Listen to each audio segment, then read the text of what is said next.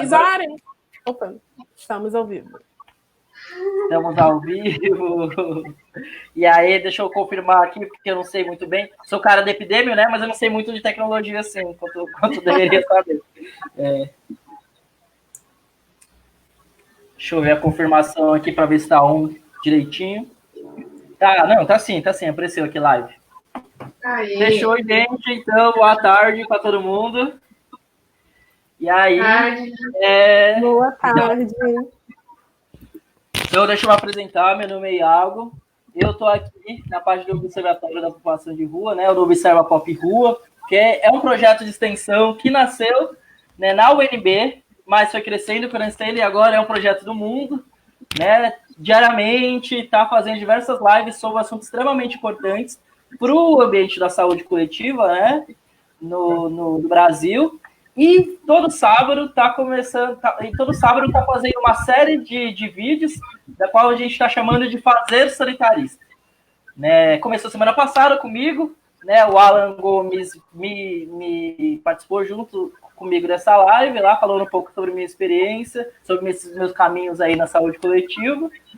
E esse sábado, agora, a gente está com essas duas lindas gurias maravilhosas, né, que é a Fabiana Pinto e a Júlia de Campos, e a gente vai fazer essa conversa, a gente vai fazer essa conversa aí, e vamos ver no que dá. Tá? Então, novamente me apresentando, meu nome é Iago Matos Alves, sou sanitarista, me formei lá na Faculdade de Saúde Pública da USP, sou redutor de danos também, e hoje eu sou R2, faço todo o segundo ano da residência em primeira infância no contexto do Zika vírus, do Instituto de Saúde Coletiva da Universidade Federal da Bahia. Eu estou aqui em Salvador, capital da Bahia, muito quente aqui, o sol está se pondo lá em Itapuã, já vai se pôr aqui na Barra. Mas vamos começar, né? Então vamos lá, se apresentem. Vamos ver, vamos lá. Por ordem de chamada, a Fabi. Ai, meu Deus. Se apresenta, e além de se apresentar, né, falar um pouco sobre vocês, eu queria que vocês mesmos já respondessem uma pergunta aí que eu quero disparar, que é essa daqui, ó. Peraí, deixa eu fazer a pergunta direitinho. Que é... Como você chegou nesse ambiente da saúde coletiva? Como você chegou nesse espaço-tempo que a gente está aqui, Fabi? E Ju, depois. Fala aí. Vou tentar responder. Primeiro de tudo, boa tarde, né? É estranho aqui porque a gente está em outra plataforma, mas boa tarde para todo mundo que está assistindo. Na página do Observatório de População de Rua. Eu acompanhava a página já há um tempão, então eu fico muito feliz com o convite, enfim, de estar aqui batendo esse papo com vocês. Queria primeiro agradecer e parabenizar por esse espaço, né, que vocês têm tido aqui todo sábado. Acho que é uma iniciativa muito importante a gente estar se ouvindo, trocando, né? Eu acho que uma coisa da pandemia que é bem interessante é a gente ter essa possibilidade de ouvir pessoas de vários estados, enfim, de lugares diferentes, né? Coisa que às vezes eu acho que só seria possível num congresso aí da vida, e agora a gente, né, que seriam esses espaços de encontro, e agora a gente está tendo esse espaço online. Então, primeiro eu queria agradecer. Como eu cheguei na saúde coletiva? Uma longa história. Eu estou hoje, né? Primeiro, onde que eu estou, né? Eu estou no meu último período da graduação de saúde coletiva do Instituto de Estudo de Saúde Coletiva da UFRJ, né? Eu sou estudante, aí estou me formando em saúde coletiva na UFRJ, tentando me formar no meio dessa pandemia. E eu chego na saúde coletiva, na verdade, no curso, né, na graduação de saúde coletiva, na verdade, transferida. Eu, antes de estudar saúde coletiva, era estudante de nutrição, porque desde quando eu estava no ensino médio e tal, eu pensava, eu quero fazer algum curso de saúde, eu quero estudar alguma coisa relacionada à saúde, que consiga ajudar as pessoas. Eu sabia que, tipo, medicina, enfermagem, que são cursos que têm, né, esse contato assim, muito direto, de cuidado com as pessoas muito direto. Eu entendia que às vezes não era muito a minha praia, provavelmente, não seria. E aí eu decidi mudar de curso. Eu entrei em nutrição, também porque me interessava muito por essa questão de alimentação, debate de alimentação saudável, e políticas públicas para isso, né? Mas enfim, tentei fazer um novo caminho e fiquei muito entre, na verdade, ciências sociais e serviço social. E aí eu ia prestar essa prova de transferência, né? Fazer essa prova de transferência, até que uma amiga minha que fazia mestrado na época no Instituto de Medicina Social da UERJ, aqui do Rio também, ela falou: tem um curso na UFRJ, que é de graduação, que é a mesma coisa assim, que eu estudo na pós, mas é de graduação, acho que tem tudo a ver com você. E aí eu fui pesquisar sobre esse curso, li o site, né, do Instituto de Saúde Coletiva da UFRJ, e achei, nossa, cara, que incrível, acho que é isso mesmo que eu quero. E porque, enfim, tinha todo esse debate, né, esses 3 grandes eixos da saúde coletiva que a gente conhece, que é ciências sociais e humanas, políticas públicas e epidemiologia, né, esse triângulo aí da saúde coletiva.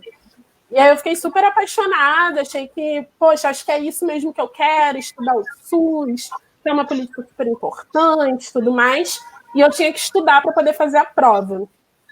E estudando para fazer a prova, me apaixonei ainda mais, li tipo aquele livro lá do Tratado de Saúde Coletiva, então entendi como é que surgiu o SUS, de onde veio isso, o movimento da reforma sanitária, o que era antes, o que era o INAMPS, como é que funcionava, e o que significa, né, esse sistema de saúde que a gente tem hoje, já há mais de 30 anos.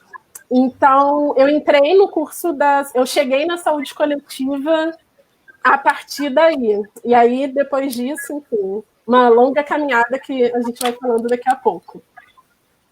Massa, Fabi. E você, Ju, como você chegou aqui nesse área de conhecimento que nos une? Sim. Bom, vamos lá. Acho que a maioria das pessoas que entram na saúde pública / coletiva tem uma história muito grande e doida por trás, né? Acho que nunca também, majoritariamente, nunca é sempre a primeira opção, né? Comigo não foi diferente. Eu comecei ecologia lá na Unesp, de Rio Claro. Fui para a área ambiental também, acho que o Matinho fez essa fala, né, na live passada. Então, eu fiz 1 ano de ecologia. Eu gostava muito do curso, do lugar, assim, mas eu sentia que tinha alguma coisa a mais ali para... Tá dando eco, né? Tá, mas dá para ouvir. Tá? Desculpa. Boa, obrigada, Fabi. E aí eu fiz 1 ano de ecologia e eu sentia que eu queria entender a sustentabilidade e o coletivo para além do ambiental, né? Então, eu queria falar sobre sociedade de um outro ponto de vista também do ambiental, também do ecológico, também do sustentável, mas para além, né? Eu queria sempre entender a saúde nisso, enfim. Aí eu fiquei esse 1 ano, teve greve, tive então 6 meses de greve para pensar no que eu queria. E aí, fazendo o cursinho, eu fui lá fuçando nos cursos da FUVEST, área da saúde, mas que não fosse assistencial, né? Eu sempre tinha esse desejo, assim, não quero participar da assistência, mas eu quero fazer parte, eu quero ser parte de um ponto ali da saúde que a gente consiga falar sobre essas coisas. Então, sociedade, desigualdade social, que eu ainda também estava muito tímida, entendendo o que era isso no nosso cotidiano. E aí eu encontrei a saúde pública, porque eu não sabia o que esperar. O curso foi sempre uma surpresa para mim, a cada semana, a cada dia. Então, acho que até o último dia assim, de formatura, eu me formei ano passado, em dezembro, é uma surpresa constante, assim. Então, foi assim que eu cheguei, e hoje, então, eu sou formada em saúde pública pela Universidade de São Paulo, na Faculdade de Saúde Pública, desde dezembro, e estamos aí na luta.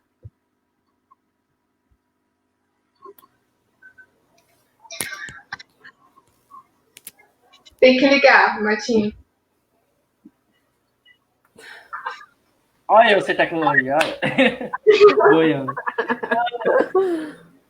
Então, Ju, você tinha falado logo no começo da sua fala, né? Você fala você mostra lá a famosa barrinha, saúde pública barra coletiva. Eu queria te perguntar para vocês duas, qual a diferença? O que é isso? Saúde pública, saúde coletiva, barra, o que é isso? Existe uma diferença? Precisa, não precisa? E aí? Deixa a Júlia continuar.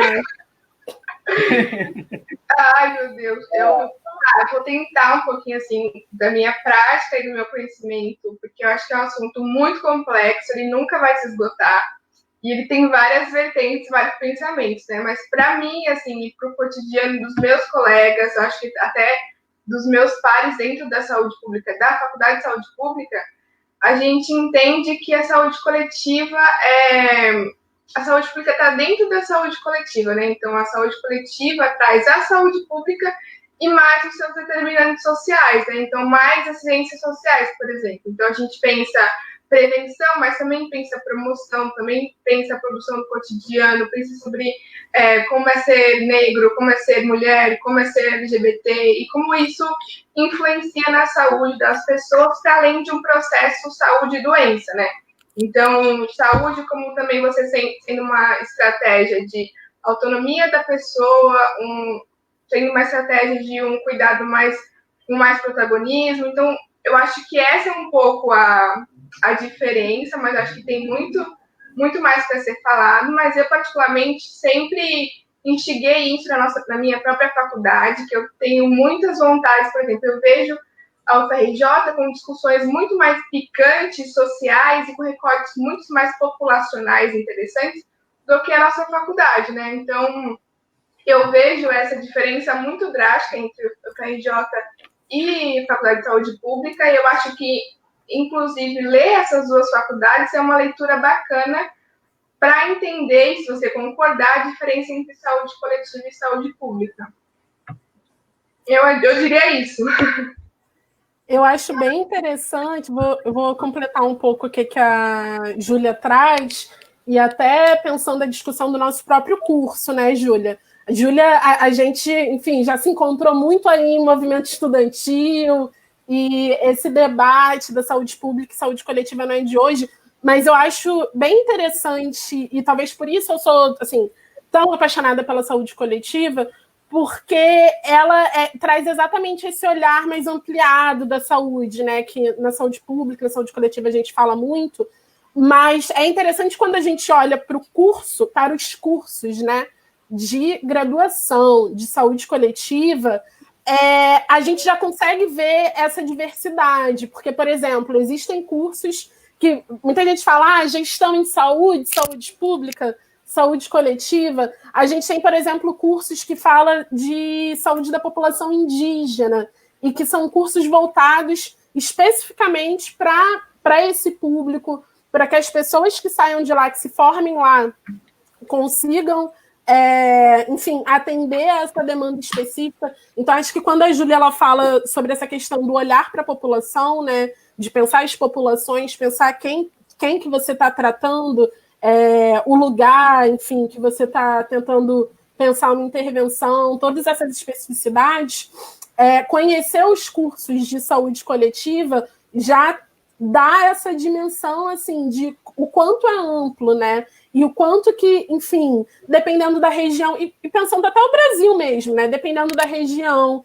dependendo, enfim, do lugar, das pessoas, uma intervenção que você pense, sei lá, na Baixada Fluminense do Rio de Janeiro, às vezes não vai fazer o menor sentido, não sei, no Mato Grosso do Sul. Então, o curso de saúde coletiva traz muito essa especificidade, não como uma coisa, enfim, uma preocupação a mais que a pessoa tem que ter, mas esse olhar único para cada situação, que, na verdade, acho que todos, falando um pouco de gestão, né, acho que todos os gestores tem esse grande desafio, né, de olhar para o seu local, olhar para o seu estado, para o seu município e pensar uma política que atenda aquela realidade, e a formação em saúde coletiva traz muito isso para a gente. Sim, Martim. Pode falar. Que eu acho que mesmo assim, essa diferença está posta, mas eles têm uma história, né? Então, historicamente, hoje, a saúde pública ocupa ou deveria ocupar o mesmo sentido da saúde coletiva, né? Ela só carrega um nome que é historicamente entendível, assim, que carrega uma história que não dá para ser mudada. Mas a aposta deveria ser a mesma, né? Que o nome carrega essa história higienista, mas a aposta a gente sempre espera que seja mais próximo da saúde coletiva. Massa, isso mesmo. E aí, eu queria saber, e na prática de vocês, né? Tanto dentro da graduação, aí saindo, sendo esse profissional agora, né? Livre da universidade, o que vocês estão vendo? Como vocês estão vendo essa saúde coletiva no cotidiano? Ela existe mesmo? Ela é muito difícil? É fácil? Como vocês estão encontrando isso nos fazeres? Eu queria, junto com isso, que vocês contassem um pouco sobre o que vocês estão fazendo agora. Quem começa? Eu? Fabi, vai lá. Gente, vou falar muito. Então, como eu tinha falado, eu estou concluindo a graduação ainda, né? Mas, felizmente, eu acho que... E hoje, assim, chegando nos últimos meses, quase formando, dependendo da pandemia, né? Eu me sinto muito grata, assim, pelo percurso que eu tive na minha graduação. Eu acho que a graduação de saúde coletiva traz muito isso, traz essa possibilidade de você atuar em várias frentes diferentes. Então, eu vou trazer, assim, um pouco, primeiro, desse meu percurso, né? Agora que eu já estou no final, e falar um pouquinho do que eu tenho feito agora. Durante a minha graduação, e desde o primeiro período, a gente sempre vivenciou muito o campo, né? Então, assim... sempre foi uma preocupação da nossa formação, e isso acho que é uma característica de todos os cursos de saúde coletiva, que o aluno vivencie o que é o SUS e quais são suas possibilidades de atuação dentro do nosso sistema de saúde, não só dentro do nosso sistema de saúde, porque a gente também pode atuar na saúde suplementar, né? Então, tipo, em planos de saúde, indústria farmacêutica, mas especificamente com esse olhar para o SUS. Felizmente, eu tive um percurso muito feliz, assim. O meu primeiro estágio foi na atenção básica do município do Rio de Janeiro, e eu fiquei muito tempo atuando, trabalhando especificamente com atenção básica, que, na minha opinião, assim, sem dúvida, a parte do... É claro que falar isso agora, no contexto de pandemia, é muito difícil, assim, né? Falar que a atenção básica é o que é mais importante, mas, de fato, é o que é mais importante, assim, para você pensar a prevenção. E aí, tentando conectar um pouco, assim, com o momento que a gente está vivendo, e por que, por exemplo, é importante a gente pensar até a atenção básica no contexto da pandemia de Covid. Nas primeiras semanas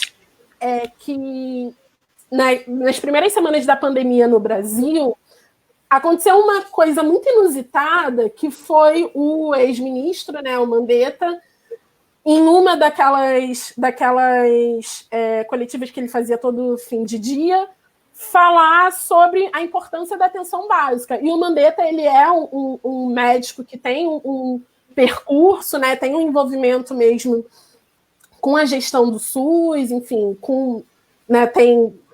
uma característica bem complexo, assim, o perfil dele, mas ele, de fato, tem essa compreensão do que é a atenção básica, o que é agente comunitário de saúde, o que é a importância, e é muito importante você ter um ministro falando isso, mas, ao mesmo tempo, é muito curioso, assim, né? Porque, falando especificamente do município do Rio de Janeiro, e essa fala dele falando assim, é muito importante que agora é o momento dos agentes comunitários de saúde atuarem, da atenção básica está atuando. E é muito interessante você pensar uma fala de um ministro assim, num momento que, por exemplo, 2 meses antes, sei lá, em fevereiro, os profissionais da atenção básica do Rio de Janeiro não sabiam quando que ia receber, assim, não sabia, e estava rolando uma demissão, assim, milhares de profissionais foram demitidos, muitos profissionais sem receber, muitas clínicas da família que foram fechadas no município do Rio de Janeiro, e, enfim, eu vi muita gente, assim, muito profissional que, cara, trabalhou, assim, eu pude acompanhar o trabalho desde o meu primeiro estágio, e pessoas apaixonadas pela atenção primária sem saber quando iam receber, sem saber se iam receber, sendo mandadas embora sem nenhuma explicação. E aí eu acho muito curioso quando um ministro da Saúde chega e fala que a atenção básica é tão importante. Ele também é um ministro que, enfim, foi em parte responsável pela mudança de financiamento, que aconteceu pouco antes de se estourar uma pandemia. Mas aí, quando começa a pandemia, você percebe como que a atenção básica é importante, né? É bem curioso ver esses movimentos assim. Mas aí eu estava falando, sim, sobre o meu caminho, a minha trajetória, um pouco. Então, eu tive uma inserção... Deixa eu fazer uma perguntinha. Você ficou quanto tempo nesse estágio? Então, eu passei por, eu diria, quase toda a minha graduação, porque eu comecei a fazer estágio no terceiro período, no segundo para o terceiro período. No segundo período, eu já fazia estágio, na verdade, em pesquisa sobre a Política Nacional de Atenção Básica, né, a PNAB. Mas aí era uma pesquisa histórica, enfim, mas que eu já tinha essa perspectiva. E no terceiro período, eu comecei com os próprios estágios obrigatórios e tudo mais, a fazer essa vivência mesmo do campo, de estar na parte da gestão, de estar, principalmente acompanhando a parte da gestão em saúde e em clínicas de família aqui no Rio de Janeiro. E, assim, eu sou muito apaixonada, porque para mim foi muito enriquecedor eu entender a complexidade do que é a atenção primária, porque eu fiz essa terminei agora, né? Mas, assim, tive essa vivência da pesquisa em saber o que era política, e aí você vê como é que ela funciona mesmo na prática, como que essa série de programas e políticas são aplicadas, né? Como que os profissionais fazem ela acontecer, foi uma coisa muito rica, assim, para minha formação, para eu pensar carreira, e, enfim, todas essas coisas. Mas eu também tive uma vivência muito importante durante a minha graduação, que foi na área de vigilância, não da atenção primária, mas na área já especializada, né? Eu fiz estágio também pela graduação no Instituto Fernandes Figueira, que é o Instituto da Mulher, né? O hospital da Fiocruz, voltado para atenção já especializada de saúde da mulher e da criança. E foi um aprendizado também muito rico. Acho que talvez nesse estágio que eu consegui vislumbrar uma conexão do meu ativismo, porque também sou mulher negra, feminista, do meu ativismo voltado para a área da saúde, que aí eu acho que é um outro ponto que eu falo daqui a pouco, mas eu acho que toda essa dimensão assim da minha trajetória na saúde coletiva me trouxe assim tanto a possibilidade de compreender a complexidade do sistema de saúde e vivenciar esse sistema de saúde, né? Mas também entender assim as possibilidades que são inúmeras para uma pessoa que é formada em saúde coletiva atuar. Porque muitas vezes, principalmente quem está no início do curso, né, chega meio assim, tipo, é tanta coisa, mas no que eu posso trabalhar? E assim, na verdade, a gente pode atuar, o que a gente aprende, o que a gente vivencia, dá para poder aplicar em várias frentes, assim, que são... que acho que cabe a pessoa ter imaginação, né, também, para poder entender qual pode ser o seu lugar. Massa. E aí, Ju, como que tá esse cenário de práticas para você? Como você está lidando aí com essa saúde coletiva na prática? Boa. Eu acho que é legal falar também do meu projeto rapidinho, só para falar também como que isso reflete na minha ocupação hoje. Meu trajeto na saúde pública ele é muito cheio de reconhecimento de direitos, né? Então, eu entro muito crua na graduação, crua no sentido de eu não sei o que é o SUS, eu não venho desse lugar de militância, de entendimento do porquê que eu acho que a saúde pública é importante para o Brasil e para o mundo. Então, eu entro muito crua entender a saúde e entender os direitos, né? Então, o meu trajeto ele segue muito esse reconhecimento de direitos e o meu próprio, né? Então, eu me afirmo enquanto mulher, me afirmo enquanto LGBT, e aí sim eu entendo por que a saúde pública é importante. E aí sim eu entendo que eu quero atuar. E aí a minha ocupação hoje tive algumas passagens no começo do ano, mas com essa pandemia eu voltei para casa E aí eu me volto para minha cidade, que é assim, meu coração, meu amor, meu tudo. E aí eu tento criar essas possibilidades de apoio. Qual é a cidade? Em Bugaçu. Bugaçu. E aí eu fica onde? Em Bugaçu fica onde? É região metropolitana de São Paulo. Certo. Meio sudoeste, eu sou boa de geografia, mas é para baixo. Tá. O que eu estava falando mesmo? Eu me volto para essa cidade tentando articular alguma rede de apoio, alguma rede para além do solidário, né? Porque a gente não fala só disso. Eu queria fazer a prática do sanitarista e também entender as necessidades da população. Então, eu crio um projeto chamado Arte do Direito, que envolve cultura, produção de cultura, para dar visibilidade para as populações, para os artistas e para o comércio, ajudando também a galera que precisa, né? Então, eu faço uma articulação com as unidades básicas de saúde, que são 11 do município. Então, as gerentes, todas mulheres, né? Gerentes todas super apoiaram, conversam comigo. Então, eu já começo essa articulação muito legal, muito necessária, porque a gente vê um histórico da cidade de uma fraca comunicação em saúde, né? Então, eu também entro nesse apoio. Sempre de muquia, não sou a gestão, não sou também ninguém da gestão, mas entro nesse apoio devagarinho e com outras produções do coletivo, do território, que acho que é isso também que movimenta a nossa organização frente à pandemia, né? E tem dado certo, no sentido de as pessoas já terem me procurado para, por exemplo, reduzir danos em um lugar. Então, uma galera jovem, por exemplo, esses dias, queria fazer uma batalha livre, batalha de rima, presencial.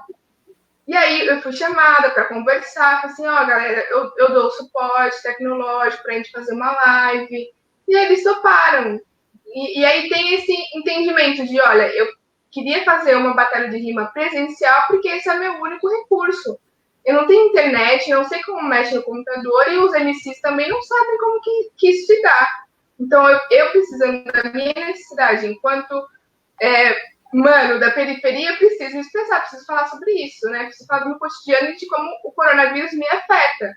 Porque se vocês continuam falando para eu lavar a mão e eu não tenho nada e ficar em casa, e eu não tenho nada para fazer, eu não tenho nada para produzir, isso fica difícil para mim, né? Então, a gente conseguiu essas culturais e tem dado certo nesse sentido, no sentido de apoio e de criar essa rede cultural que dá visibilidade às outras necessidades que a pandemia tem expressado. Acho que é esse meu lugar. Massa mesmo. Vocês falaram muito sobre... Ambas têm uma conexão legal, bem importante com a atenção básica, né? E qual que é esse lugar do território? Vamos pensar assim, qual lugar do território que vocês estão vendo do cotidiano, que vocês viram, 3 partes, né? Que vocês viram na graduação, onde aparece território na graduação, onde aparece território nesse possível cenário de prática do sanitarista, e onde está esse território no meio dessa pandemia / genocídio que a gente tá lidando isso? Onde ele está? Está no mesmo lugar? Não está? E aí? Quer falar, Fabi? Pode continuar.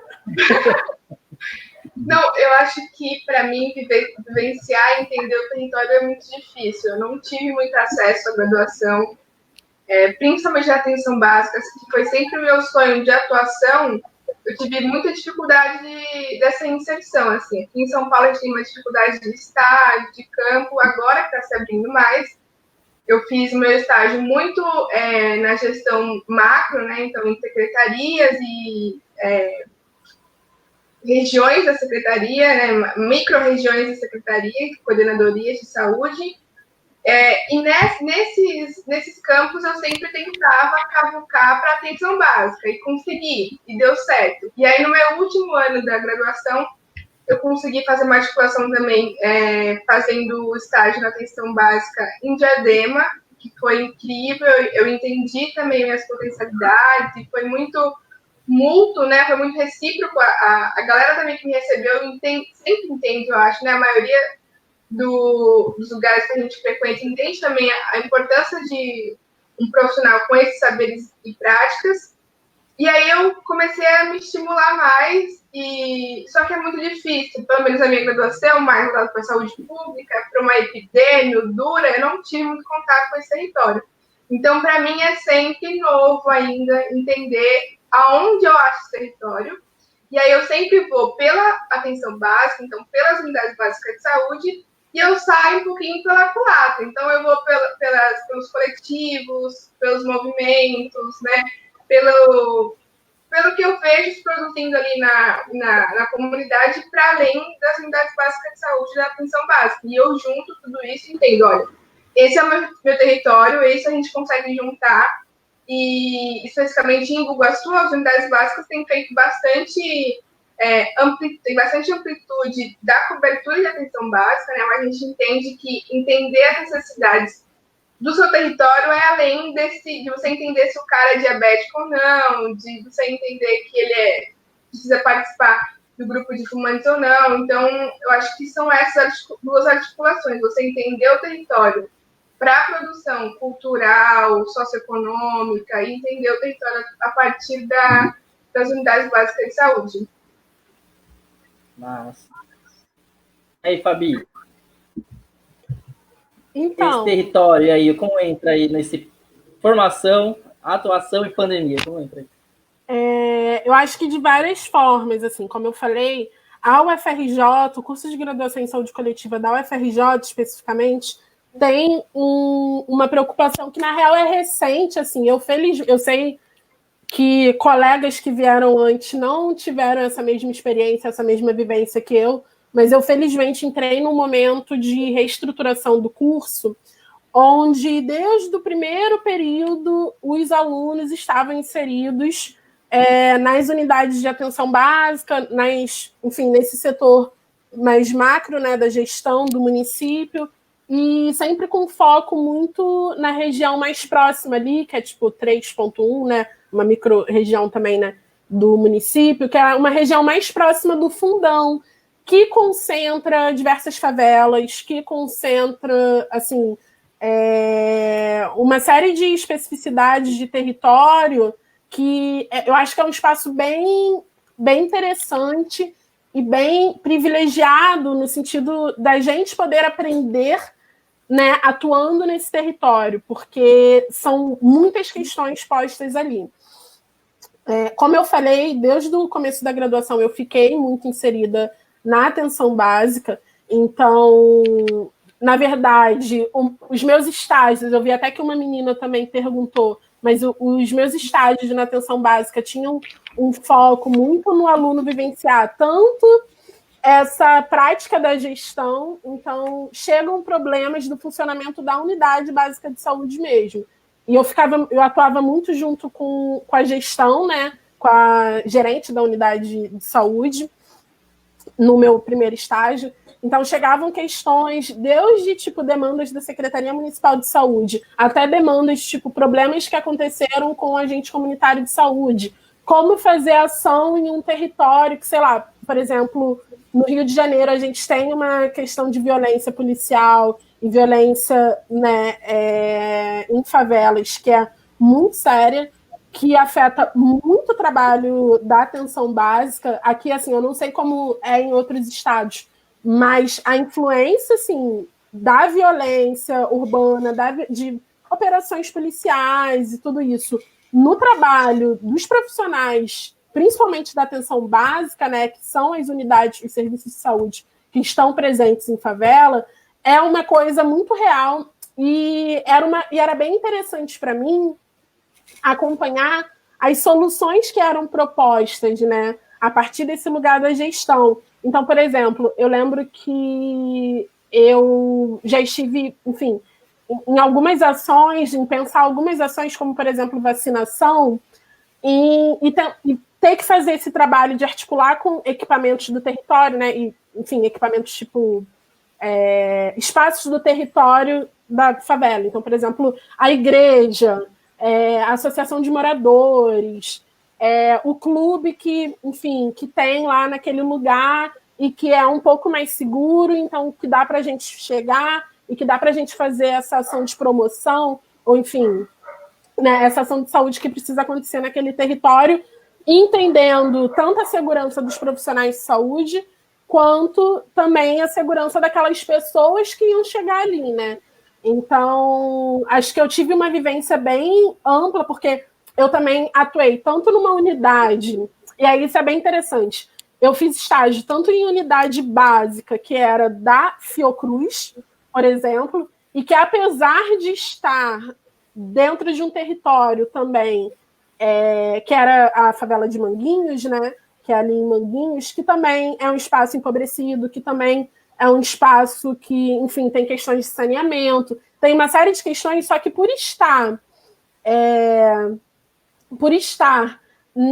dentro desse sistema ali, né? Tipo, da Fiocruz, dava a impressão que a organização, por exemplo, era muito mais possível, eu não vou dizer que é melhor, mas era muito mais possível de ser feita, né, essa gestão, do que, por exemplo, uma unidade básica do município que está, sei lá, no Alemão e que tem que fechar toda hora porque fica realmente no meio da favela e está tendo tiroteio e eu não posso colocar nem o meu profissional e nem a população que precisa de atenção à saúde em risco.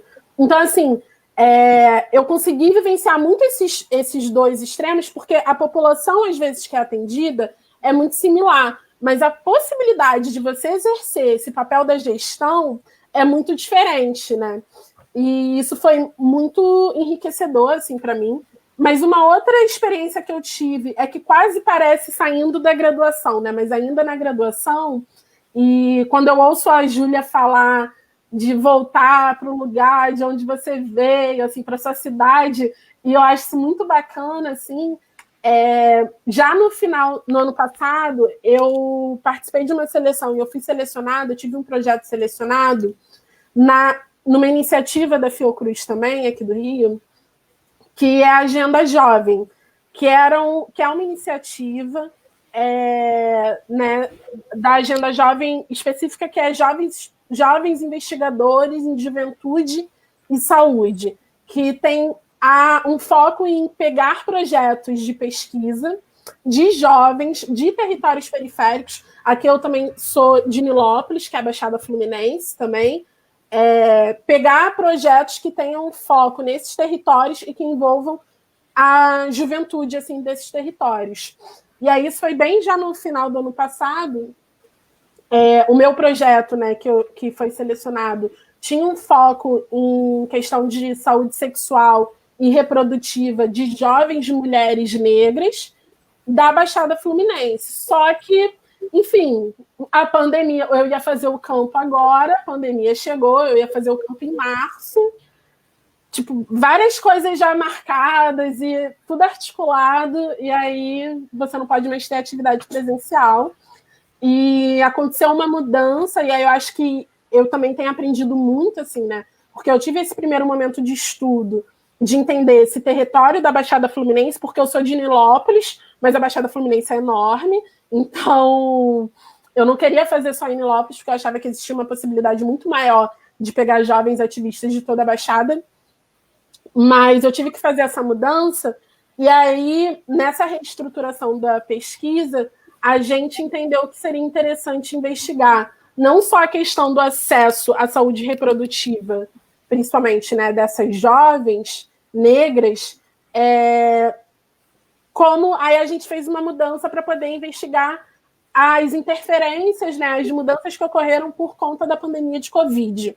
E aí com recorte nacional. Então a gente conseguiu fazer esse mapeamento e tal, para poder entrevistar jovens ativistas de todo o país, que ainda está em processo, mas que também já me trouxe essa dimensão assim, da complexidade que é de que algo que é um problema no Rio de Janeiro não vai ser, sei lá, na Bahia, e não vai ser em outros lugares. O que a gente entende como uma barreira de acesso pode ser muito diferente, dependendo do território que você está. E aí, esse momento, acho que isso é bem interessante, porque essa iniciativa da Agenda Jovem tem um foco muito, muito forte no território.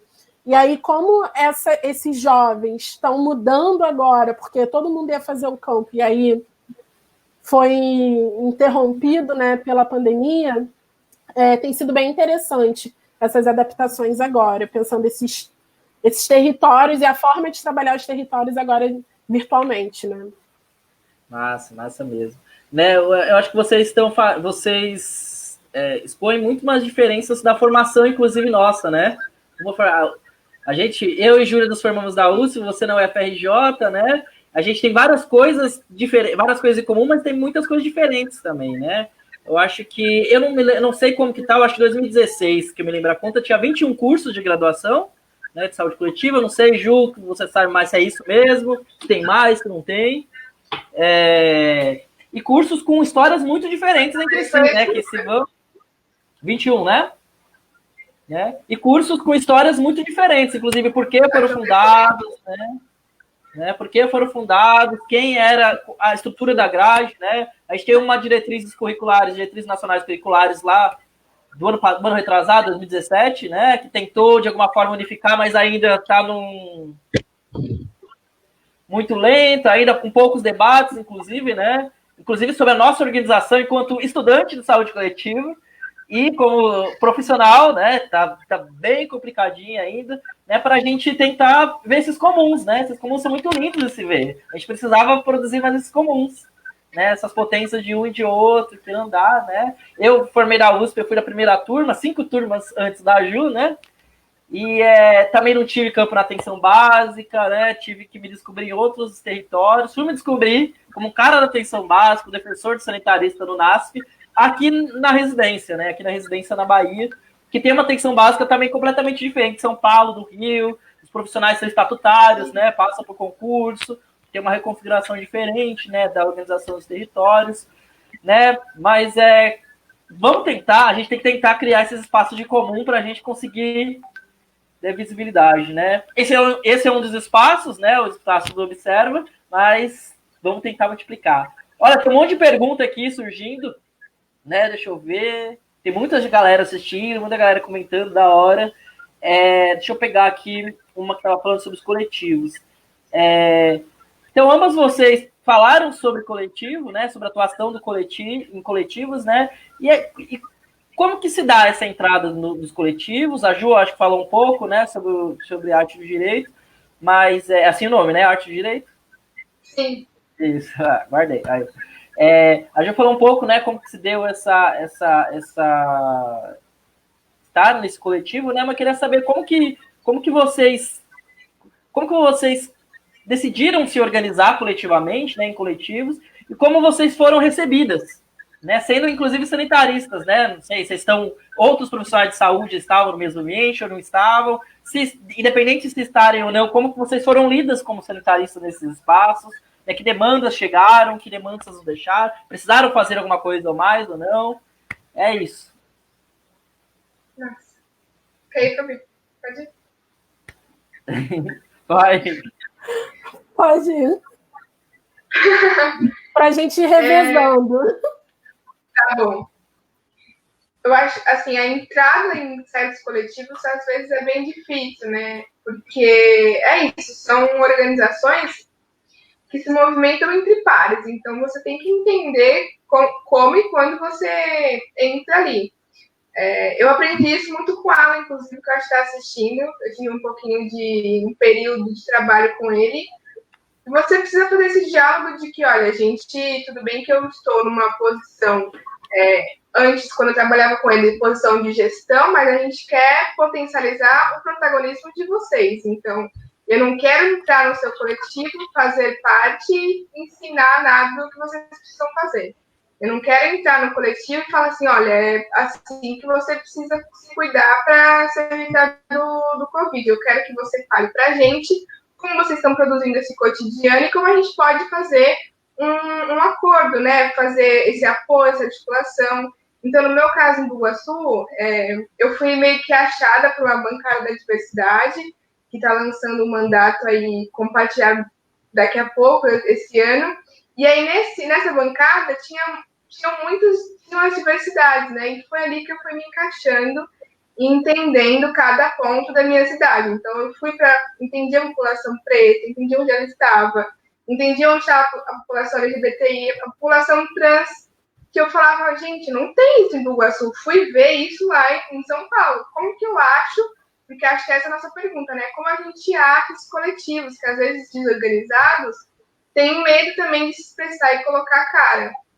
Então, como você acha e entende a demanda daquela população? E aí, o meu jeito foi isso, foi atuando nas redes sociais, me acharem e eu consegui entrar nessa produção de coletivos e diversidades. Aí eu fui perguntando mais através de um apoio cultural, fui me inserindo nesse apoio cultural e depois falando, olha, eu sou graduada em saúde pública, poderia ajudar você aqui, poderia ajudar você nisso, posso também oferecer informação, possibilidade de redução de danos, que é isso que a gente vem fazendo. Mas eu acho que sempre é importante assumir a identidade de pares. Você nunca vai pertencer totalmente àquele grupo, né? Você tem que assumir uma posição sua fora dele, mas com apoio, com uma articulação e também, enfim, eu acho que pares, mas no apoio e se não for o seu coletivo, né? Eu ajudo o meu coletivo enquanto LGBT. E aí ele vai muito para frente, enquanto eu também posso atuar e falar. Mas de outras produções é muito mais apoio falando, olha, eu só quero potencializar as suas possibilidades e autonomia do que a gente está propondo aqui. Então, se for prevenção contra coronavírus, o que vocês precisam? É fazer batalha de rima? Vamos produzir isso live. Será que dá? Os MCs têm acesso? Tem internet? Não tem. O que é importante? Eu preciso falar de como eu não tenho máscara em casa. Então, vamos falar sobre isso. E aí, acho que é isso, possibilitar sempre as potencialidades de cada coletivo. Uhum. Massa, vai lá, Fabi. Ai, muito bom, Júlia. Então, eu faço parte de um coletivo, na verdade, são 2 lugares, assim, que a gente às vezes ocupa, né? Eu não faço parte de nenhum coletivo especificamente voltado para a pauta da saúde, mas aconteceram algumas movimentações, principalmente nesse momento da pandemia, que eu acho interessante compartilhar, porque me parece que acho que o momento que a gente está vivendo, a gente estando em coletivo, seja coletivo LGBT ou de população negra, quando a gente é da saúde, é bem curioso ocupar esse lugar, né? Porque chegam demandas diferentes, né? Então, na verdade, vou falar de 2 iniciativas assim, que eu faço parte. Eu faço parte do Movimento Mulheres Negras Decidem, que é um coletivo, né, de ativistas mulheres negras que tem como foco principal das suas ações uma busca por uma maior representatividade de mulheres negras em espaços de tomada de decisão, em espaços de poder institucionais. Então, a gente atua muito, por exemplo, na questão mesmo das eleições, enfim, aumentar esse espaço representativo de mulheres negras nessa política institucional, né? Porque a gente faz política o tempo todo, mas essa política que, enfim, né, que é o legislativo e tudo mais, quem vai tomar as decisões que afetam tanto a nossa vida, existem muitas barreiras para mulheres negras ocuparem. E aí a gente tem essa atuação, entendendo também que somos um grupo, né, de mulheres negras que é o maior grupo demográfico do país, né, tipo 28% do Brasil são mulheres negras, então não faz sentido a gente ser tão pouco representada em espaços de poder, né, em espaços de tomada de decisão. E aí, falando especificamente desse meu lugar enquanto ativista também, né, dentro do feminismo negro, assim que surgiu a pandemia, assim que, né, estourou aqui no Brasil, no caso, a pandemia, a gente observou um movimento muito forte de mulheres negras que se reconhecem como ativistas ou não, mas de mulheres negras criando respostas, né? Indo para o front ali e estando à frente do enfrentamento dessa pandemia. Então, mulheres negras que 2 semanas depois já estavam fazendo distribuição de cesta básica, ajudando no auxílio, ao cadastramento de auxílio emergencial. E aí é bem interessante também ver o tempo, assim, enquanto você tem um legislativo, enquanto você tem homens, majoritariamente brancos, pensando as soluções de uma forma super lenta, né, quando a gente analisa a questão do auxílio emergencial, da pandemia, que demorou muito para poder sair no momento que a população já estava sem trabalhar, né, os trabalhadores informais, trabalhadores da cultura, trabalhadores, enfim, do turismo. Meu pai mesmo, ele trabalha com turismo, ele teve... Eu acho que isso é uma vivência muito... Né, porque existe um grupo de pessoas que vai ter sua renda afetada imediatamente, de um mês para o outro, você vai ter sua renda zerada. E aí, os políticos discutindo como é que soluciona isso, enquanto você tinha um grupo de mulheres, majoritariamente, né, mulheres negras, quando a gente pensa em população de favela, já criando ali respostas para aquele problema imediatamente. E aí, vendo isso, o Movimento Mulheres Negras Decidem, a gente resolveu fazer uma pesquisa, né, tanto pensando na produção de memória, né, da atuação dessas mulheres negras que estavam no enfrentamento, que estão, né, no enfrentamento da pandemia, quanto pensando soluções possíveis para um pós-pandemia, né? Qual é a agenda que essas mulheres negras querem implementar quando passar essa crise que a gente está vivendo? E aí a gente fez uma pesquisa nos meses de abril e maio, e foi lançada na última sexta-feira, que é a pesquisa Mulheres Negras Decidem para Onde Vamos. A gente entrevistou mais de 245 mulheres negras ativistas de todo o país. A gente tem representação de todos os estados, todas as regiões, estados, de mulheres negras ativistas de todas as faixas etárias. Então, assim, é uma pesquisa intergeracional, né? Foi uma iniciativa em parceria com o Instituto Marielle Franco, aqui do Rio, e foi bem interessante, assim, porque a gente já tinha pistas de onde estavam essas mulheres, mas foi interessante realizar essa pesquisa, foi muito importante, na verdade, ter essa pesquisa para poder ter o registro. Ela está disponível, eu vou depois botar o site, mas é o www. Aí que a gente publica. Paraondevamos.org, que tem a pesquisa completa para download e um compilado, assim, das principais informações que a gente buscou responder, na verdade, 3 perguntas assim, principais. Era uma entrevista com mais de 40 perguntas, mas eram 3 eixos principais, que era de onde partimos, né? Então, quem são essas mulheres que estão no enfrentamento da pandemia? Como estamos atuando? Então, o que essas mulheres negras estão fazendo e para onde vamos, que é a pergunta do relatório. Então, qual é a agenda que essas mulheres negras ativistas querem implementar num pós-pandemia? E aí foi muito interessante ver, e talvez conectando assim também, né, o que eu tenho observado como sanitarista. Acho que fazer essa pesquisa foi muito importante para poder entender. A gente teve alguns dados, eu vou abrir aqui e falar alguns dados só, mas para a gente entender onde que, tanto, eu posso falar assim, tanto por mim, né, enquanto uma ativista mulher negra, mas também esse grupo de ativistas negras no Brasil estão atuando. Então, assim, das mulheres que a gente entrevistou, 62% das ativistas falaram que estavam envolvidas em ações de enfrentamento à pandemia. 51% dessas, 51,4%, estavam envolvidas em ações de conscientização. Então, por exemplo, tinha muito relato de mulheres, que isso é uma coisa que eu também estou envolvida, né? E acho que todos nós aqui, de pegar uma informação que vem da academia, pegar uma informação científica e tentar traduzir, né, deixar mais palatável para a população em geral, né, enfim, em relação à prevenção da pandemia.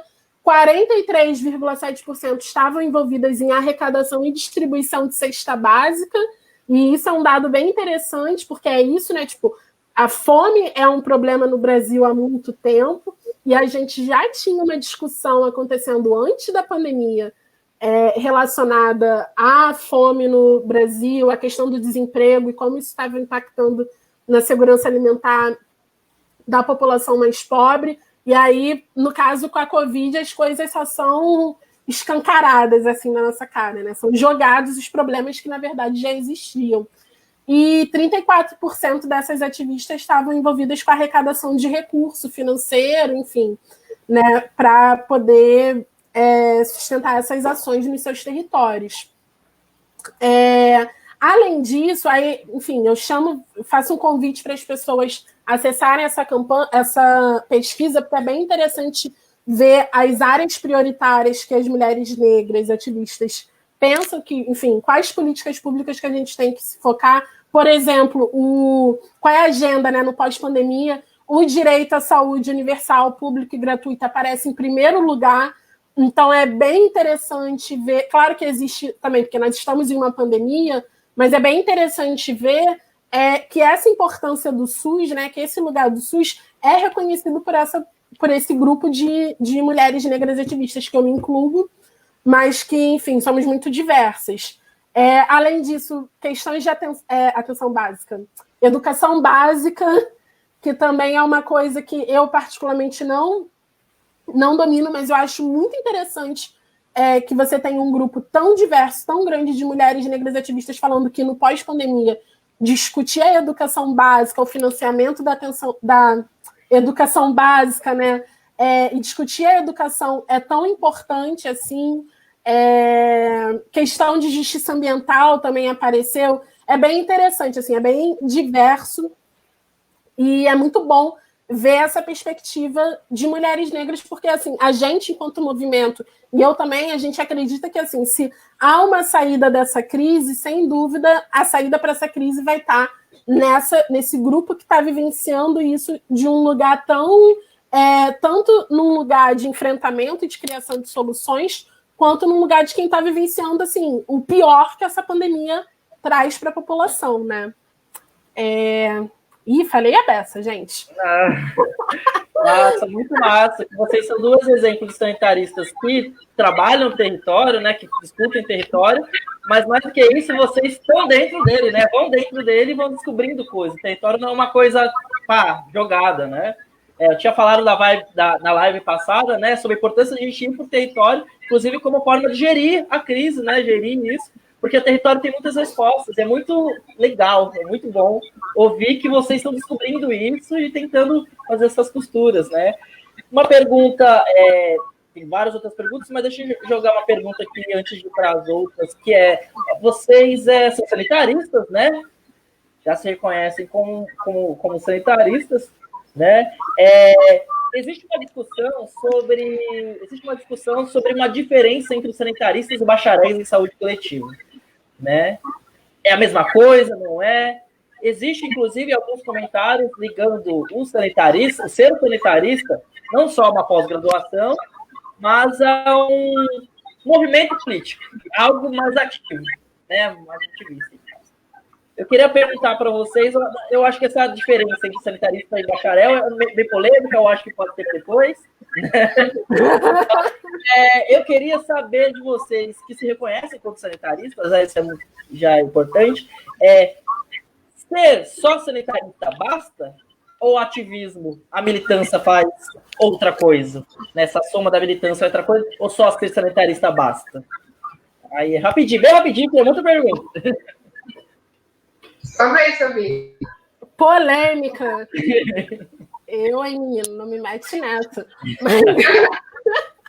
Mas então, eu acho que assim, são coisas que caminham juntas, né? Eu não consigo.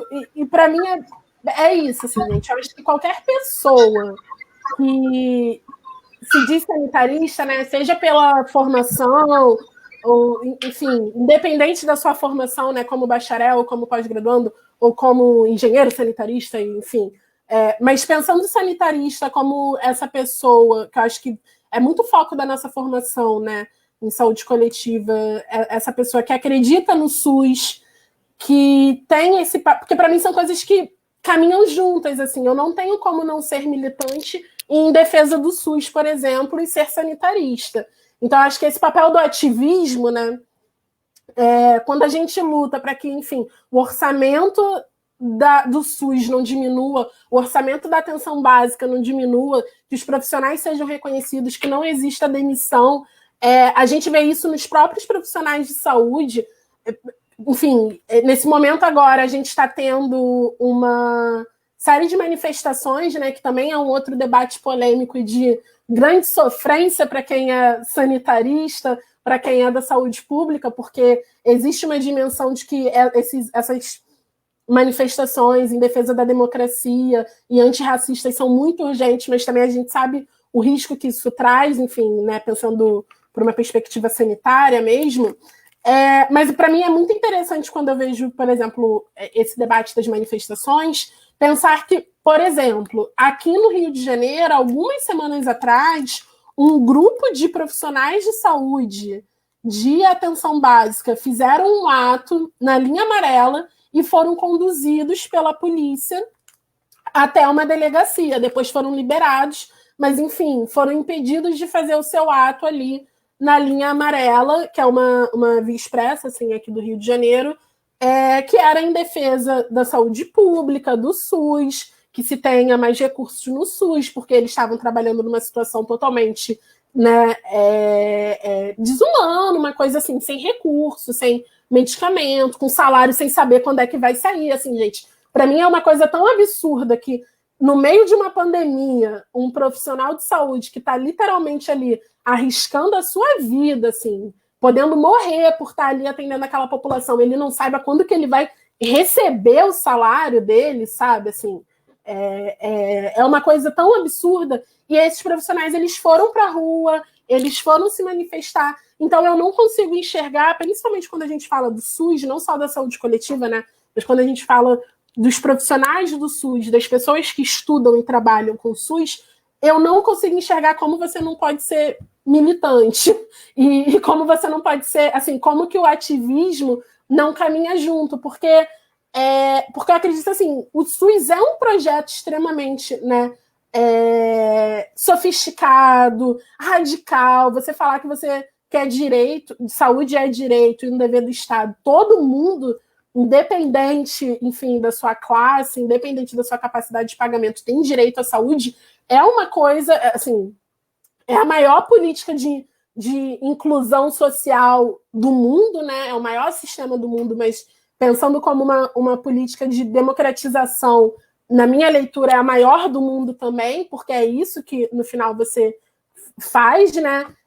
Então, eu não consigo enxergar, talvez eu esteja até fugindo um pouco da pergunta, mas, assim, eu não consigo enxergar como que você não pode ser, como você é sanitarista, pensando sanitarista como essa pessoa também que atua na saúde pública, né? Enfim, no SUS, aqui no caso do Brasil, mas como você também não é ativista, porque é como se você atuar no SUS e defender essa política quase que te jogasse para um lugar de ativismo, assim. Tipo, você não tem como não ser, né? Então, acho que são coisas que caminham juntas, no final das contas.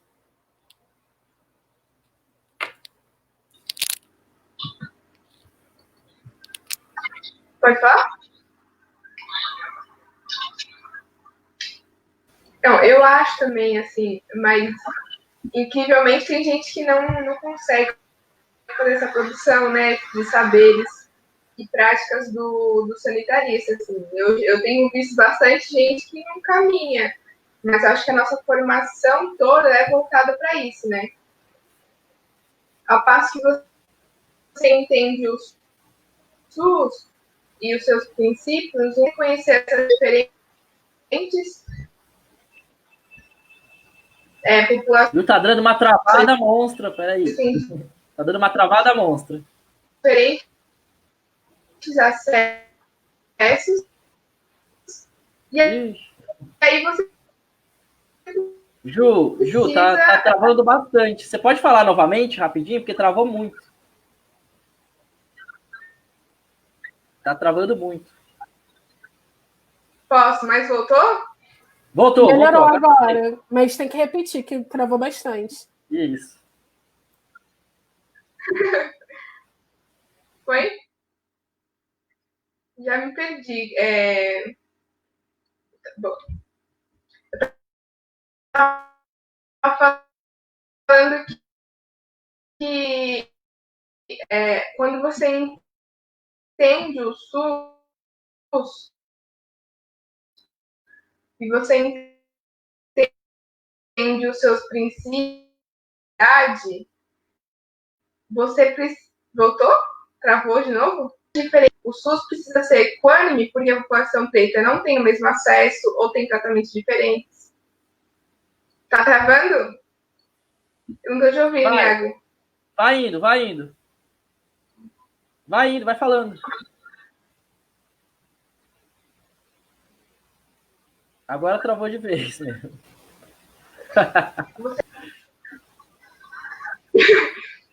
Será que se eu entrar no celular? Tá travando bastante, Ju. Não tá conseguindo ouvir, não. Aqui também tá parando muito.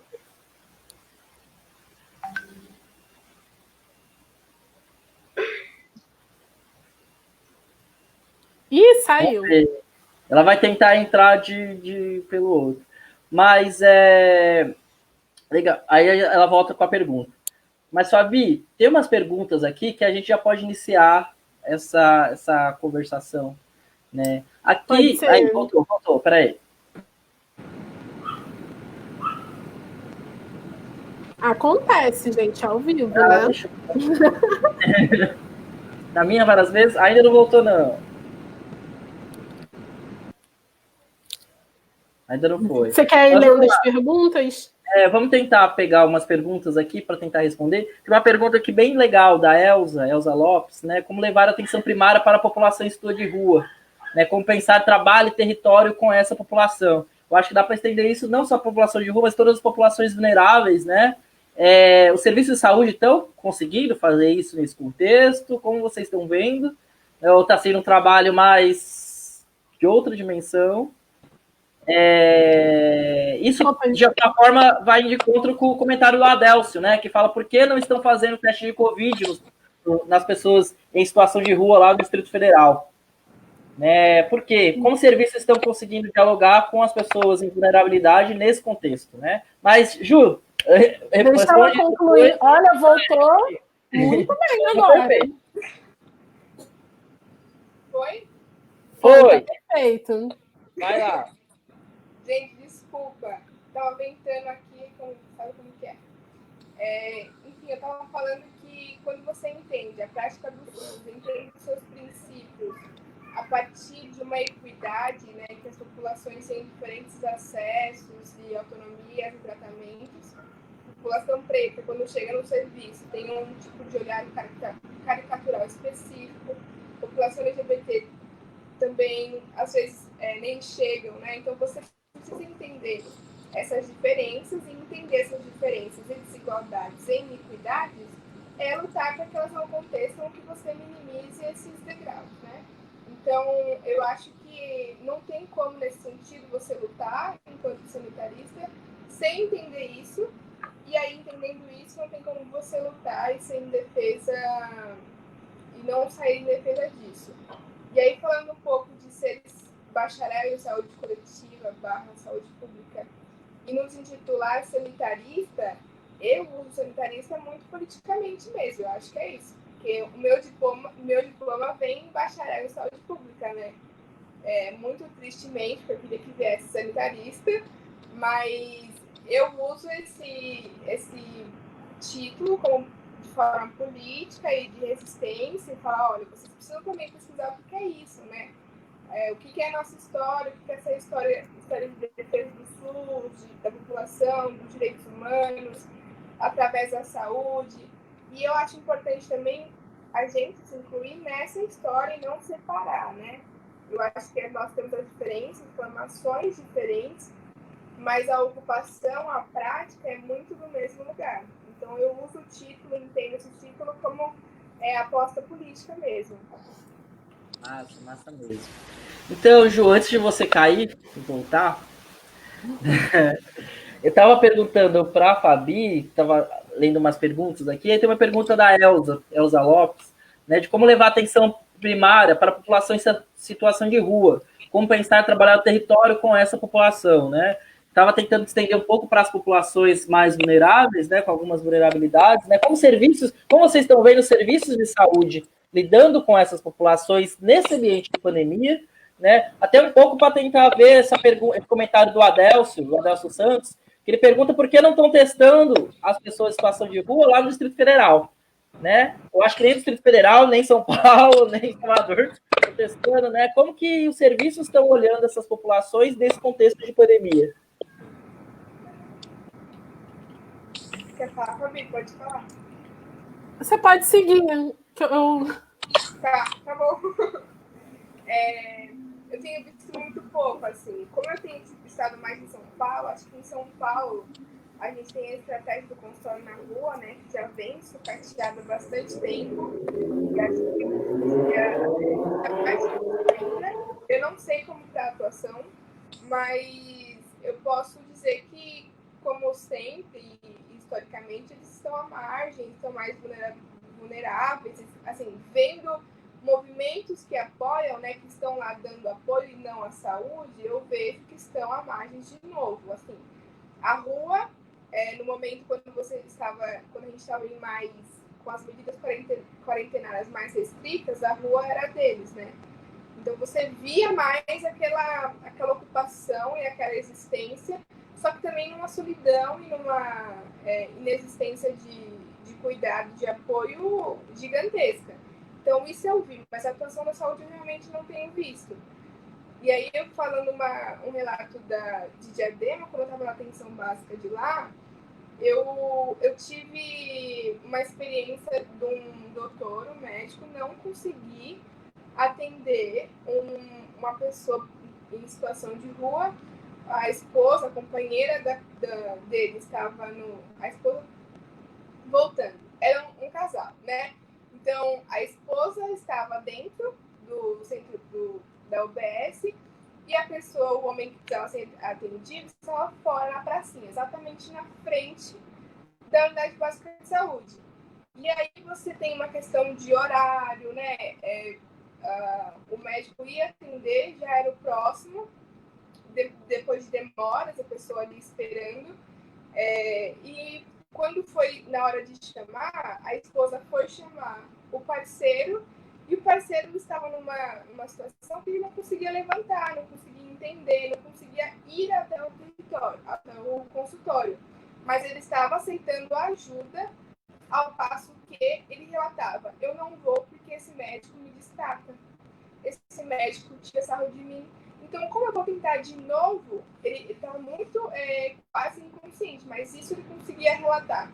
Eu não consigo ir lá apostar de novo nesse médico, sendo que ele sempre tira sarro de mim, sempre fala bobagem, sempre fala, me passa tratamento que eu não consigo acessar, né?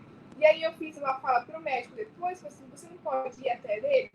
É assim, sair, dar um passo da unidade básica de saúde e sair à praça. E você conseguiria atender ou pelo menos ouvir a demanda daquela pessoa. E aí o médico vira e fala assim para ele, vai até a porta e fala: não, seu carro já é hospital, sendo que não era, né?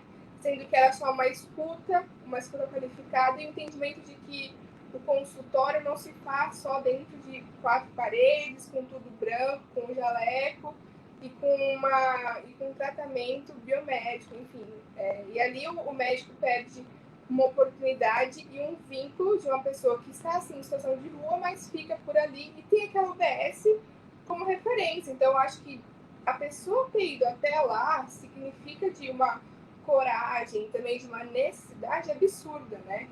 E a pessoa ter um serviço institucional que barra drasticamente isso, ali para mim foi a gota d'água, assim, foi até, acho que meu penúltimo dia de estágio, eu chorei a beça, porque você, como estagiária, eu tentei dar aquele apoio, falei com a gestão, falei com o médico, e mesmo assim você vê uma barreira incrível entre pisar para fora da UBS ou estimular que aquela pessoa consiga entender que, olha, aqui também é seu espaço, independente de onde você está, do que você é, do que a sociedade te lê, você consegue sim que a gente te acolha aqui. E eu acho que historicamente vem sendo esse cuidado, né, que a saúde consegue dar para essa população em situação de rua, infelizmente. Ela não é só da assistência social, né? Ela também é da saúde, a gente precisa falar disso, com certeza. Mas, infelizmente, é pouco.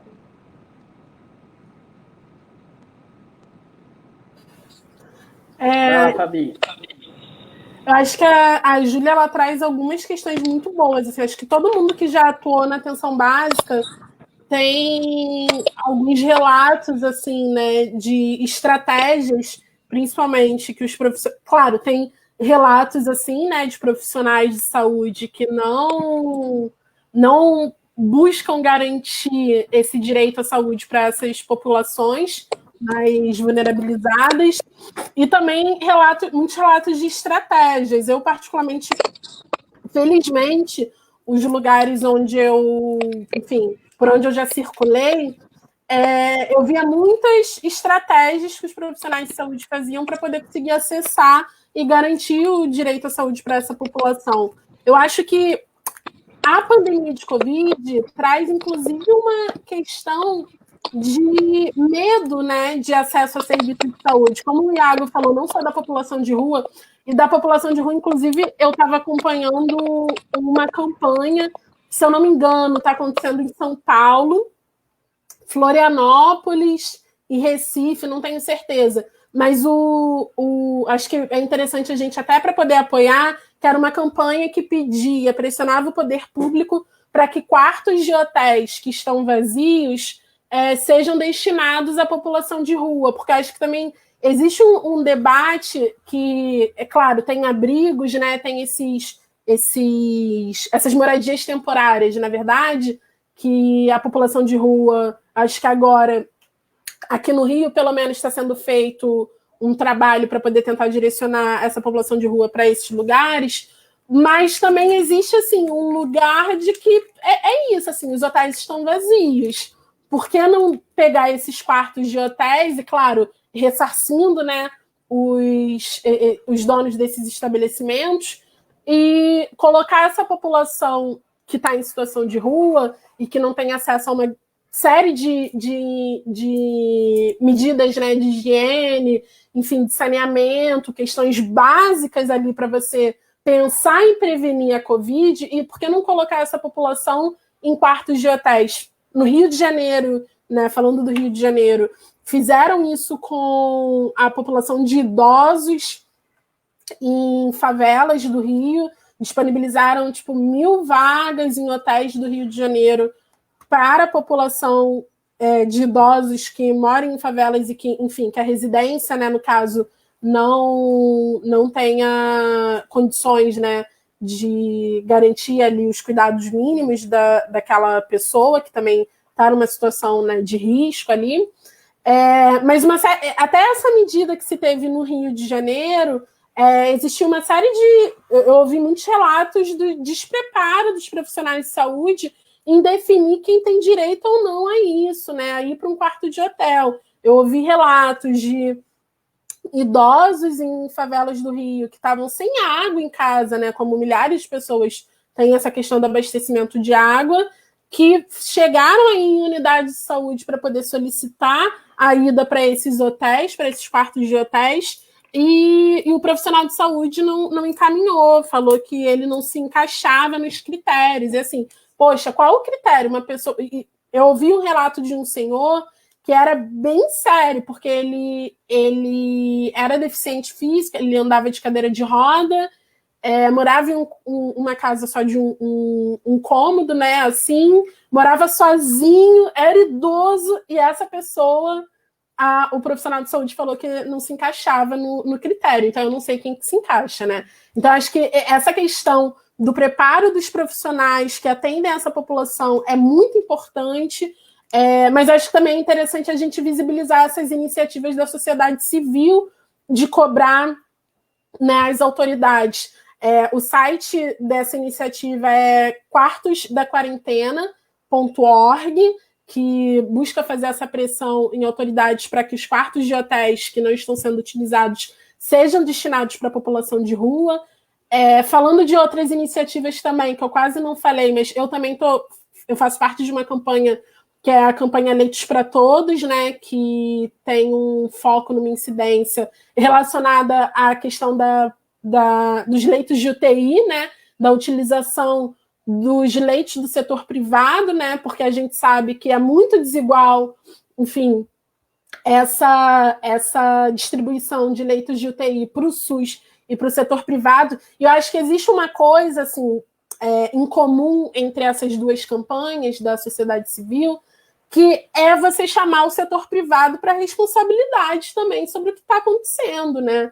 Porque não tem como um hotel... Tudo bem, o hotel está vazio, não está sendo utilizado, está em prejuízo, com certeza, né? O setor do turismo, de uma forma geral, no mundo inteiro está em prejuízo, mas acho que essas pessoas, esses grupos, né, essas empresas, essas iniciativas têm que ser chamadas para a responsabilidade da pandemia que está acontecendo. Então, por que não disponibilizar para a prefeitura ou para o Estado o quarto de hotel para uma pessoa em situação de rua?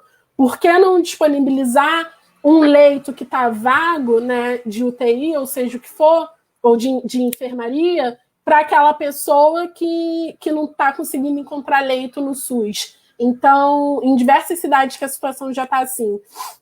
Então, acho que é interessante a gente também conhecer essas iniciativas e apoiar essas iniciativas da sociedade civil, porque muitas vezes também essas iniciativas são, inclusive, como é a campanha do Leite para Todos, articulada a partir de profissionais de saúde, né? Também essa do quarto da quarentena, eu não sei exatamente quem articulou, mas eu acho que é interessante a gente conhecer também.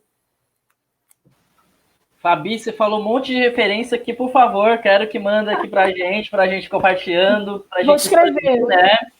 Para o pessoal, expandir para o pessoal. Tem várias campanhas, inclusive, rolando legal. Tem também, inclusive, uma campanha para fila única, né? Uma fila única do SUS, que consiga conter... Tem alguns estados, por exemplo, que já estão com as UTIs e os leitos todos 100% ocupados dos hospitais públicos, né? E aí, como leito privado. Tem alguns casos que, inclusive, está ao contrário, né? Como é o caso de Salvador. As UTIs dos privados estão lotadas e agora tem que usar o recurso do SUS, né, para poder os serviços do SUS. É uma grande loucura isso, né? É uma grande loucura. Ainda, né, só tentando responder ainda um pouco ao Adelso, né, o Brasil ainda é um dos países que menos testa pessoas, né? E essa era uma estratégia mínima que a Organização Mundial de Saúde colocava, né, a primeira estratégia para conseguir flexibilizar.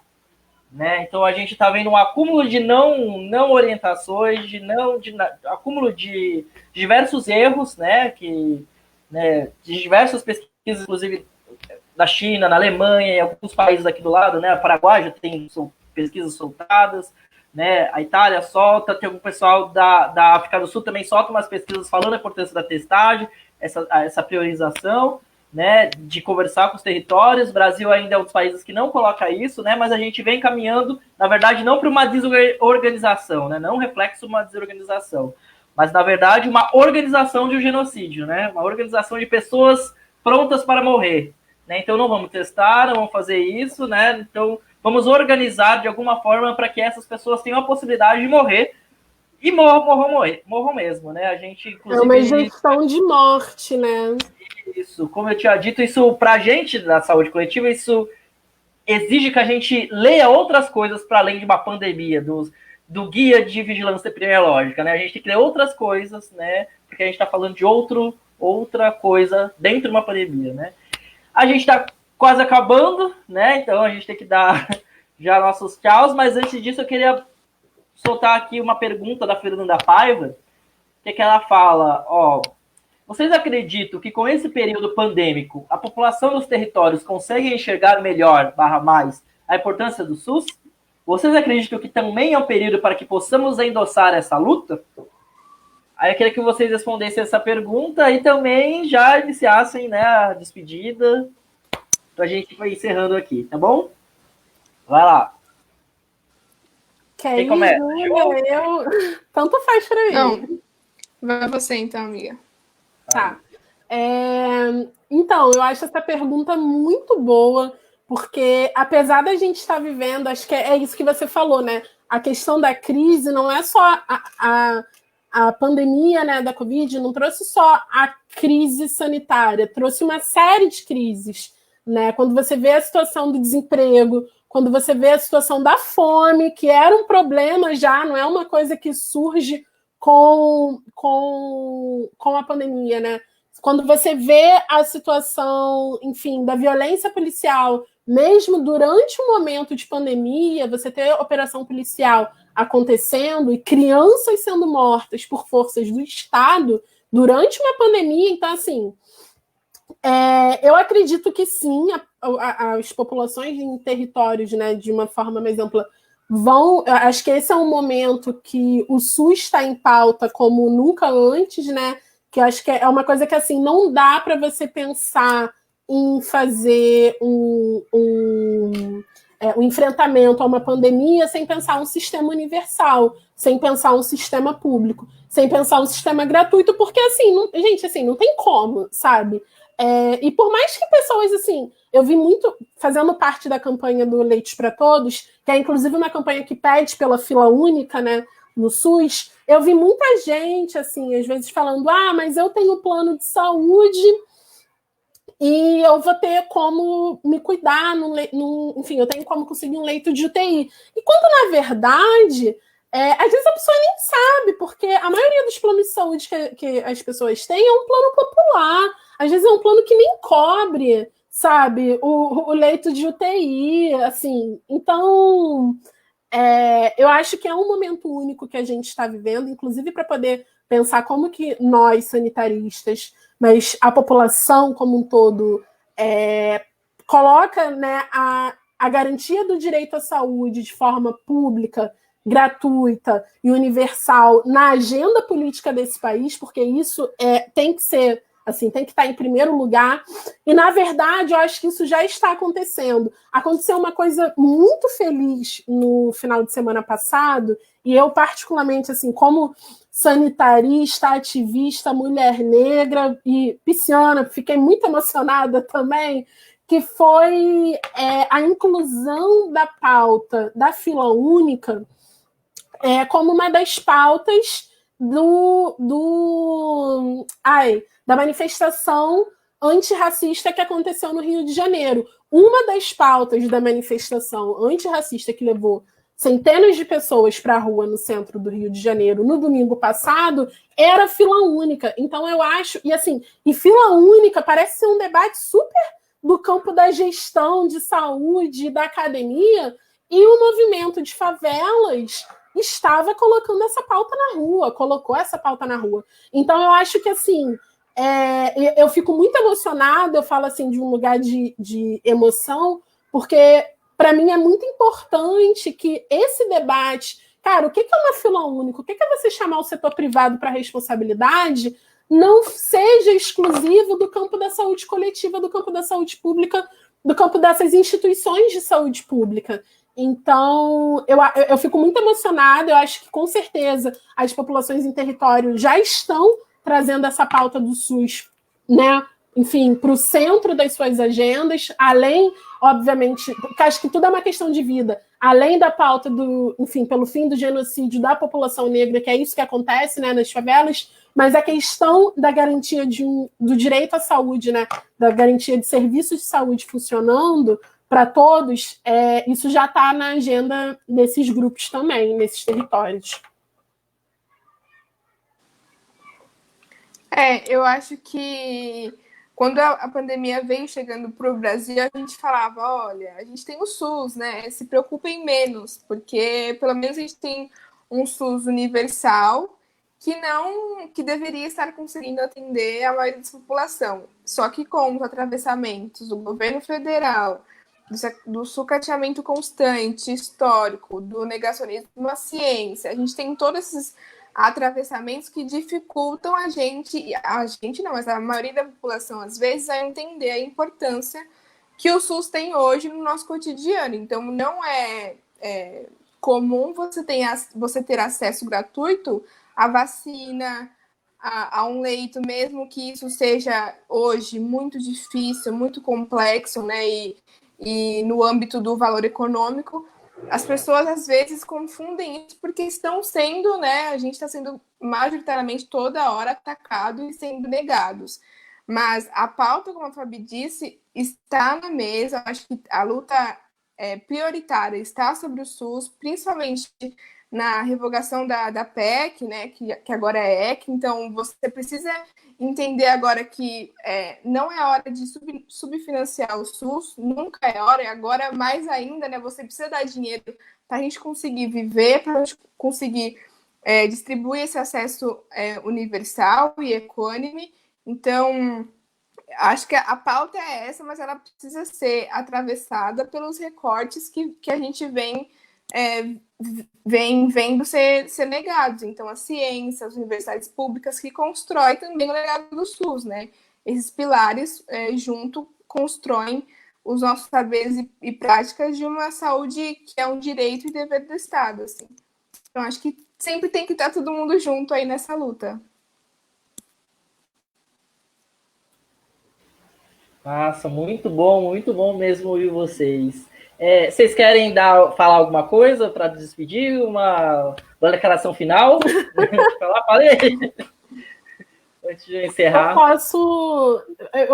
Enfim, acho que é agradecer, né? Antes de tudo. Eu estou vendo aqui os comentários, assim, vários comentários maravilhosos. Eu acho muito bacana quando a gente vê as pessoas se envolvendo nesse debate sobre a saúde pública, sobre o que é ser sanitarista, sobre territórios. Eu fico muito feliz. O recado que eu queria deixar é para vocês conhecerem, assim, né? Quem está assistindo a gente conhecer essas iniciativas e apoiar essas iniciativas. Eu vou mandar todos os links para o Iago, mas conhecer como que mulheres negras estão pensando essa pauta, né? E estão pensando a saída para essa crise, estão enfrentando e pensando a saída para essa crise a partir do relatório que eu tinha citado, que é o paraondevamos.org, acompanhar a discussão também do Leites para Todos, que pede por fila única, né? Pede por uma fila única de leitos do SUS e do setor privado, que a gente também, se procurar Leitos para Todos em qualquer rede social, acha também, e aí dá para poder acompanhar melhor essa pauta, os avanços, porque em vários estados essa discussão tem avançado, e esse Quartos da Quarentena, que eu não conheço muito, mas me pareceu uma iniciativa principalmente para quem acompanha as discussões relacionadas à população de rua, né? Me pareceu uma iniciativa bem bacana para poder acompanhar, porque também está acontecendo essas movimentações em cada estado de pressão, enfim, por essa garantia do direito para a população em situação de rua. E agradecer só de novo, gente, é isso. Muito obrigada, viu? Nossa, não. Vai lá, Gil. Não, eu achei genial a ideia do Observa, né, junto com o Alan. Eu sinto muita falta de compartilhar as nossas falas e lutas com colegas, com os pares, né? Acho que o movimento estudantil me deixou muitas saudades. Eu tenho muita falta de falar mal de todo mundo com quem me entende, de lutar junto. E acho que esse movimento do Observa veio para isso. Assim, a gente tem bastante inquietação a todo tempo. Acho que o sanitarista é movido de inquietação. E nada melhor do que conseguir compartilhar com nossos pares e também ver outros compartilhamentos, outras apostas. Então, o recado é: compartilhem sempre o trabalho dos seus pares, dos sanitaristas, da gente, de quem está na live, de quem você não conhece. Vamos construir essa rede, porque acho que a gente não é cavalo branco, como o Iago fala, mas a gente produz bastante coisa legal e é isso. Acho que a gente se apoiando e construindo essa rede sanitarista é muito importante para a nossa consolidação e para a luta do SUS também, né? E obrigada. Muito obrigado a vocês foram maravilhosas, muito bom, muito inspirador, inspira a gente, né? Faz a gente continuar. Estava falando antes de começar a live, né, que eu saí da graduação desistindo, não queria ser sanitarista, foi a residência que me conseguiu resgatar para ser sanitarista, e é encontro de pessoas como vocês que fazem a gente falar: não, vamos indo sim, que o rolê está acontecendo. Tá, então, agradecer, né, ao pessoal do Observa, Pop de Rua, né, acompanha a página da galera, tem sempre lives, tem sempre comentários, sempre muitas notícias muito importantes para a gente entender, né, qual o atual contexto que a gente está, tanto para a população de rua quanto no geral, né, É importante a gente saber de tudo isso. Eu acho que é uma página bem confiável, para a gente ter fontes confiáveis. É muito importante a gente hoje se alicerçar em fontes confiáveis, né? Na nossa série, que é a série Fazer o Sanitarista, e começou sábado passado, uma live que eu participei junto com o Alan Gomes de Lorena. Agora, né, a Fabiana Pinto e a Júlia de Campos. E semana que vem, no sábado, né? Não sei que dia da semana, é sábado que vem. Acho que é 26. 26, vamos lá. Dia 26, sábado que vem, isso mesmo. Não, hoje é. Não, dia 20. Sábado que vem é dia 20. Dia 26 é sexta-feira. É isso. Hoje é dia 13. Isso. Então é lá, sábado que vem, dia 20, às 4h20 também, não é à toa também. Esse horário vai ser às 4h20. A gente vai ter uma outra live também, essa série Fazer Sanitaristas, chamando sanitaristas para a roda. Dessa vez vai ser o Giovanni, que é um sanitarista lá de informação ainda, que está lá na Universidade Federal do Acre, uma outra região para a gente ouvir, né? Já ouvi no Sudeste, ouvi um cara aqui do Sudeste que está no Nordeste. E além do Giovanni, vai ter o Rafael, que é um sanitarista que está atuando lá em Cumaru.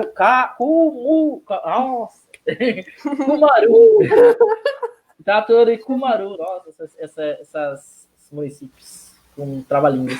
Cumaru, que é um município lá do interior de Pernambuco. Grande experiência, né, que a gente pode... que vai compartilhar com a gente sobre esses tempos, nossa atuação como sanitarista. Né? Então é isso, fiquem atentos na página. Sábado que vem, né, a gente vai se encontrar aqui para ver para acompanhar como é esse ser sanitarista, esse fazer o sanitarista no contexto pandêmico e além dele. Tchau, tchau. Tchau, Gente.